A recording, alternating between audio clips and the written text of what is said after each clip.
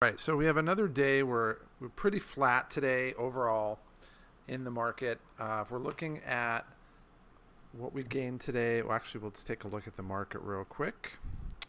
Our market's up 1.11%. I'm up 1.05, so it basically parallels the market. Kind of spoiled. I'm used to destroying the market, but be that as it may, totally flat market. As we go through the portfolio, it just looks like Christmas, green and red intermittently, a little bit more red than green. So overall, we're doing really well. We have some opportunities today. We'll talk about some of the moves we made. It was actually a pretty active day considering the market was as low as it was. So if we look at today, it's literally a 0.04, and we have some after hours going on. So with that being said, we have a couple things we did today. Number one is let's see, what did we do today? So we had a limit order for Azul, which is the Brazilian airline, and we had a limit order come in at 875. It dipped down to 875, so we added that to where we're at. But it actually had a rough day. It went down to 775. So part of me is like, dang it, I should have left a lower cost basis. But oh well, it's not a big deal. We're in the red a little bit today. It'll come back. I'm really not too worried about it. Now from there, we went into our candidate list.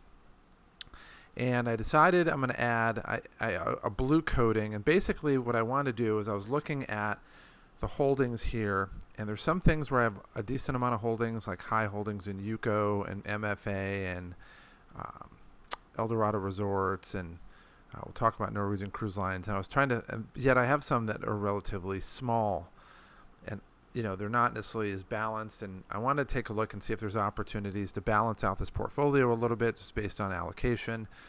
And so what I did was, on the upside, I color-coded anything that has a low allocation in blue.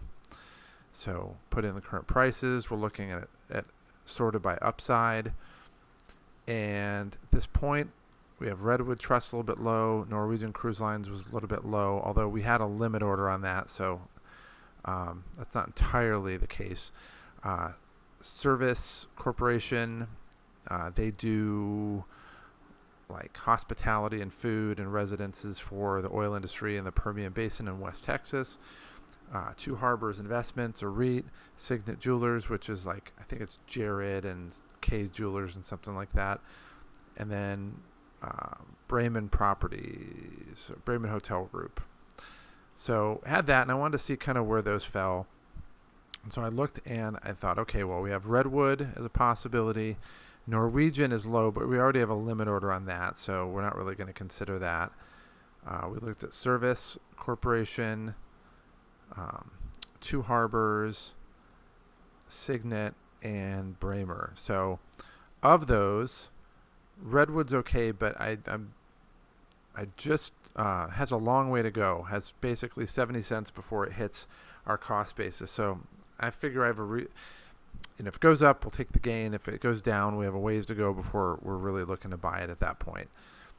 So Norwegian Cruise Line, we already have a limit order in. So we're looking at Service Corporation, Two Harbors, and then Signet is just a little bit low, and it doesn't have a buy rating on it. So whereas Two Harbors is at 89, and Service doesn't have a buy rating, but it's almost at 4. So my two favorite sites to look at, just because they're simplistic and they're easy to look at, are Yahoo Finance and MarketWatch. So we took a look at, actually I take it back, we had Azul was on there too. So we can code this because we ended up, we'll code this because we ended up buying it. Actually, we'll keep that in darker green because it's over 5. Darker green is over 5. All right, so I took a look at Azul, and what was the other one we looked at today? And Two Harbors. So mainly because it's way up here and it has a decent buy rating on it. And then looked at Two Harbors, has a really great buy rating on it. So we went into Azul, and this one had really strong ratings, but it looks like a bunch of people just aren't giving their information. So their recommendation one way or the other. So, but they're all buys, which I'm like, okay, to some degree. There's nobody saying hold, which is good, but I want a little bit more information. So we went to Market Watch and did the same thing, and they went from, again, 3-month, 1-month, current. They went from, we have an increase in the amount of decrease in the amount of buys from 3-month to 1-month to current, and those people just moved to hold. So I thought, okay, well, at least we're having a positive buy. We'll put something in here. So this was yesterday. We put in a buy for Azul, came in at 875, and so we took the gain on that guy. And then the other one that I looked at today was, we'll close that out, was Two Harbors.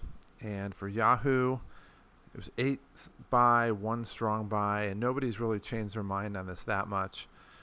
At the same time, we look at this, and it's showing an 89% of the people were buy ratings on Robinhood.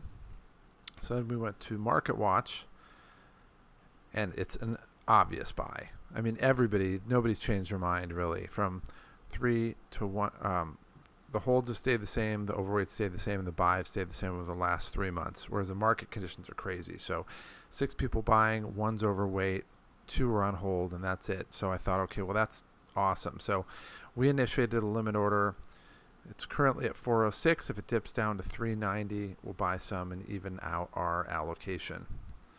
And I think that's the only one that's color-coded at this point. So let's do... take care of that. So we have Azul that we bought today, so we'll clear that out. Menlo was here, and it was good, but again, it's at 373. We want to reallocate the money that we had for the buy. So I basically just closed down this limit order for that and put it in for Two Harbors, which we're going to look at. So at this point, we had the Two Harbors at 390, and then the other thing that I looked at was we have the ability right here when we look at the upside. Norwegian Cruise Lines has been creeping up for a long time, and they're $1.82 currently underneath our cost basis. So we had a cost basis before of like 26. It's now $10.90. So we ended up buying, and it was actually a lot more than that, but it would end up buying. Putting in a limit order at 1075 for 150, and we'll see if that comes through. Currently we have it at 1272, but if we can get some more in there, then we will balance. Oh, I'm sorry, no, I take it back, it's green. So it actually took today. So we put the limit order in at 1075 yesterday, and it took, so it lowered our cost basis from like 26 to like 1272. So we can take that out. And again, it took this down from like 50s down to 14% down. So it enables us to get that gain back pretty quickly. All right. So that being said, let's see. We have 2 in here. So we'll keep this in yellow. And we'll delete the Menlo out.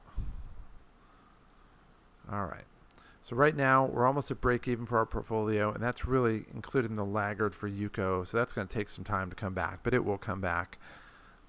Azul's a little bit down just because it had a rough day, but it will come back. Norwegian's probably going to come up and break even. That's going to be awesome to see that break through. From there, these are our holdings. And again, there's a link to this in the video notes, so you can actually download and take a look at this file yourself. But we're looking at a projection for our current holdings of about 131,000. Our limit orders, which we'll just make sure we have that currently. Every SSL and 2. All right, so we'll take that out. All right, so we have our limit orders with an upside of 17. Total amount when the market gets back to normal of 148, which is a 550% return, and I still think we're going to get to 600%. But that being said, off of a very soft day today. We took advantage of a market drop and got, a great cost basis improvement. Tomorrow, again, it's probably super early, but we'll just take a gander and see if there's anything that jumps out. All right, so it's down again, super flat, 0.08, 0.06, 0.05. It's right after the market closed after hours, so we shall see. Boom, boom, boom. Yeah, but that's it for the week. We'll see over the weekend. I'll see over the weekend. I'll check it out Saturday and Sunday and see how the futures show. But without any major market news, we're not really going to see a whole lot, and we'll go from there. But if you have any questions, let me know. Give me your comments in the video, and check out the attachment if you want to actually see in deeper kind of what the investments look like. Talk to you soon.